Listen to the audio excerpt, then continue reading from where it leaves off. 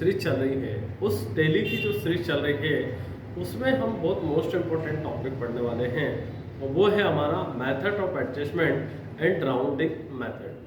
तो method of adjustment क्या काम करता है? तो मेथड ऑफ एडजस्टमेंट जब हम किसी क्रेडिटर यानी कि लेनदार से उधार माल परचेज करते हैं या देनदार को उधार माल बेचते हैं, तो यानी कि क्रेडिटर से माल परचेज करते हैं तो उसका किस तरीके से मेथड ऑफ एडजस्टमेंट के माध्यम से एडजस्टमेंट किया जाता है और डेप्टर का किस तरीके से किया जाता है।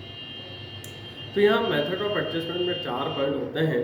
मेथड ऑफ एडजस्टमेंट की जब हम बात करते हैं तो एक सबसे पहला पॉइंट होता है एडवांस। तो यहाँ से एडवांस की अगर हम बात करें तो यहाँ से एडवांस में सबसे पहले होता है कि जब हम किसी व्यक्ति पार्टी से, क्रेडिटर से, लेनदार से जब कोई माल परचेस करने से पहले, माल या सेवा खरीदने से पहले उसको एडवांस में भुगतान कर दिया जाता है, तो यहाँ पेमेंट करते समय वहाँ से एडवांस वाला मेथड ऑफ एडजस्टमेंट लेते हैं।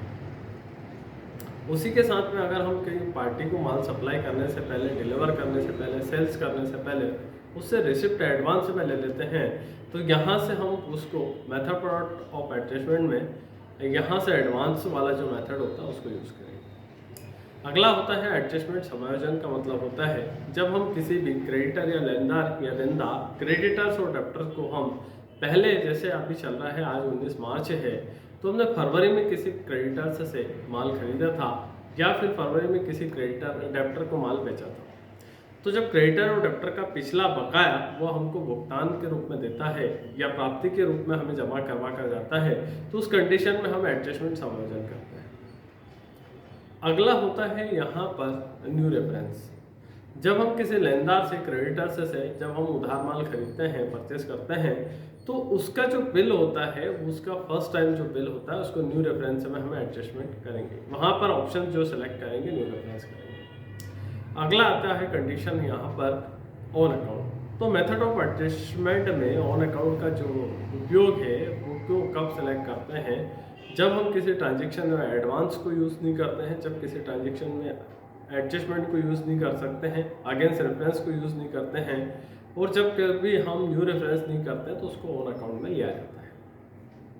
तो यहाँ पर 4 ऑप्शंस होते हैं। यहाँ पर एक होता है एडवांस, एक होता है अगेंस्ट रेफरेंस, एक होता है न्यू रेफरेंस और ऑन अकाउंट। इन चारों का मैंने एक अलग अलग उपयोग बताया है। इसी के साथ में हम आगे चलते हैं और आगे हमारा जो टॉपिक है वो है राउंडिंग मेथड। अब जो राउंडिंग मेथड है उसका हम उपयोग कैसे करते हैं? तो आज का मोस्ट इम्पोर्टेंट टॉपिक है राउंडिंग मेथड। और राउंडिंग मेथड जो काम करता है वो कैसे काम करता है? तो राउंडिंग मेथड का मोस्ट इम्पोर्टेंट चीज़ होता है जब किसी रुपए में डेसिमल का उपयोग ना करना। जैसे हम चाहते हैं कि कहीं पर भी जीएसटी में प्लस हमारा कोई इंटरेस्ट कैलकुलेशन होता है, वहाँ पर जो दिखाने वाले डेसिमल में पैसे दिखाते हैं, हम डेसिमल्स को ख़त्म करना होता है। तो यहाँ से डेसिमल को जो ख़त्म करते हैं तो उसके लिए राउंडिंग मेथड का यूज़ किया जाता है। और राउंडिंग मेथड में सबसे पहला होता है अपवर्ड। अपवर्ड का क्या यूज़ होता है? जैसे एक अपना बिल बना, एक मेडिकल पे हम गए कोई दवाई लेने, और दवाई जब लेने गए तो वहाँ पे मेडिकल पे किसी प्रोडक्ट की एमआरपी जो है 10 रुपये और 10 पैसे है, तो वहाँ पर अपवर्ड वाला ऑप्शन जब काम करेगा, सेलेक्ट करेगा एक ऑपरेटर, तो बिल जो जनरेट करेगा 10 रुपये 10 पैसे का, वो 11 रुपये में प्रिंट निकालेगा। लेकिन अगर डाउनवर्ड वाला ऑप्शन अगर हमने राउंडिंग मेथड में यूज़ करा है, तो डाउनवर्ड में डाउन में जो होगा, जैसे हमारा बिल बना, किसी प्रोडक्ट की वैल्यू है 10 रुपये 90 पैसे, तो वहाँ पर वो 10 रुपये कलेक्ट करेगा। तो यहाँ पर नॉर्मल राउंडिंग में हम बात करते हैं, तो यहाँ पर हम जो डाउनवर्ड होता है उसमें जो घाटा होता है वो दुकानदार को घाटा होता है, और वो जो अपवर्ड होता है उसमें जो घाटा होता है वो हमेशा घाटा होता है कस्टमर को। तो एक होता है अपवर्ड और एक होता है डाउनवर्ड। अब बात करते हैं यहाँ से नोट एप्लीकेबल। जब हमको कोई भी कंडीशन अप्लाई नहीं करना है, डेसिमल में पैसा शो करना है, तब हम इसका यूज़ करते हैं। उसी के साथ में अगला पॉइंट आता है हमारा, अगला पॉइंट आता है यहाँ से रेफरेंस और नोट एप्लीकेबल। तो नोट एप्लीकेबल के बाद में होता है यहाँ पर नॉर्मल राउंडिंग। तो नॉर्मल राउंडिंग जो काम करता है वो काम ये करता है कि हमने अगर कोई बिल बनाया है 10 रुपये 50 पैसे का, तो 11 रुपये करेक्ट करेगा, और अगर हमने बिल बनाया 10 रुपये का 49 पैसे का, तो 10 रुपये रखेगा। यदि 10 रुपये 50 पैसे का बिल बना है तो 11 रुपये कलेक्ट करेगा, और अगर 10 रुपये 49 पैसे है तो 10 रुपये ही रखेगा। तो ये होती है राउंडिंग मेथड की प्रोसेस। आज टैली पॉइंट अकाउंटिंग क्लासेस में हम पढ़ेंगे मेथड ऑफ एडजस्टमेंट। तो आज का जो टॉपिक है मेथड ऑफ एडजस्टमेंट का है। तो यहाँ से मेथड ऑफ एडजस्टमेंट जब हम देखते हैं तो यहाँ मेथड ऑफ एडजस्टमेंट में हमको 4 चीज़ें मिलेगी। पहला एडवांस मिलेगा, फिर अगेंस्ट रेफरेंस मिलेगा, फिर न्यू रेफरेंस मिलेगा, फिर ऑन अकाउंट मिलेगा। तो यहाँ से एडवांस में हम जब जाएंगे तो व्यापार में लेनदार या देनदार से माल खरीदने और बेचने से पहले ही या तो अग्रिम भुगतान कर दिया जाता है या फिर अग्रिम प्राप्ति लेते हैं। तो मेथड ऑफ एडजस्टमेंट में को हम सेलेक्ट करेंगे और ये पेमेंट वाउचर और F6 रिसिप्ट वाउचर में यूज होता है। अगेंस्ट रेफरेंस का यूज तब होता है जब उधार माल खरीदते हैं और उधार माल बेचते हैं तो लेनदार और देनदार में बिल टू बिल जो भुगतान या प्राप्ति होती है तो इसे ही एडजस्टमेंट ऑफ रेफरेंस कहा जाता है। न्यू रेफरेंस जब माल उधार खरीदा जाता है और उधार बेचा जाता है तब परचेस एंड सेल्स वाउचर में हम न्यू रेफरेंस को सिलेक्ट करेंगे। यहाँ से F9 और F8 को प्रेस करेंगे तो F9 F8 में हमको इसको लेना है न्यू रेफरेंस में परचेस और सेल्स के समय। ऑन अकाउंट का उपयोग तब किया जाता है जब परचेस एंड सेल्स में और रिसिप्ट और पेमेंट में बिल टू बिल नहीं यूज किया जाता है। यहाँ पर जब बिल टू बिल का ट्रांजैक्शन यूज नहीं किया जाता है या फिर ये तीनों कंडीशंस अप्लाई नहीं किया जाता है, ना ही उसको एडवांस में लेना है, ना ही अगेंस्ट रेफरेंस में लेना है, ना ही न्यू रेफरेंस में लेना है, तब यहाँ पर ऑन अकाउंट का यूज किया जाता है। जब हम परचेस और सेल्स करते हैं, रिसिप्ट पेमेंट करते हैं तो यहाँ पर किसी भी प्रकार का कोई मेथड ऑफ एडजस्टमेंट में केवल हम ऑन अकाउंट यूज करते हैं। आइए अब हम प्रैक्टिकल समझते हैं कि किस प्रकार से मेथड ऑफ एडजस्टमेंट को प्रैक्टिकल हम करें। तो यहाँ पर हम जाते हैं सबसे पहले वाउचर पर। वाउचर पर सबसे पहले हम एक बिल बनाते हैं परचेस का। तो यहाँ से हम परचेस का एक बिल बनाते हैं तो उस परचेस को बिल को हम F9 में जाएंगे और यहाँ से सबसे पहले हम F11 प्रेस करेंगे और यहाँ से F11 प्रेस करके हम यहाँ से अभी फिलहाल हम कुछ देर के लिए इन्वेंट्री प्लस GST को नो करेंगे।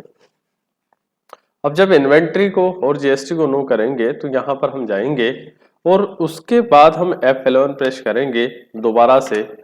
सबसे पहली कंडीशन है इनेबल बिल वाइज एंट्री। अगर ये ऑप्शन बंद रहेगा, डिसेबल रहेगा तो आपका मेथड ऑफ एडजस्टमेंट काम नहीं करेगा। बाय डिफॉल्ट टैली में ये ऑप्शन यस रहता है, लेकिन अगर आप डिसेबल कर देते हैं तो मेथड ऑफ एडजस्टमेंट का ऑप्शन आपको परचेस सेल रिसिप्ट पेमेंट में नहीं मिलेगा। तो यहाँ से सबसे पहले हम चलते हैं बिल नंबर पर, कुछ कंट्रोल के साथ में H दबाते हैं, एज वाउचर में जाते हैं। यहाँ पर अल्टर C से हमने क्रेडिट में बालाजी ट्रेडर्स से माल खरीदा।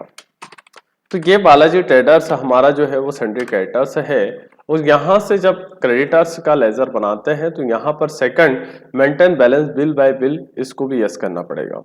F11 में अकाउंटिंग फीचर्स में जाकर भी आपको वहां पर भी यस करना होगा और उसके बाद में यहाँ लेजर में भी क्रेडिटर्स में भी यस करना होगा। यहाँ से हम कंट्रोल ऐसे एक्सेप्ट करते हैं और यहाँ से हम माल परचेस करते हैं 50,000 रुपए का।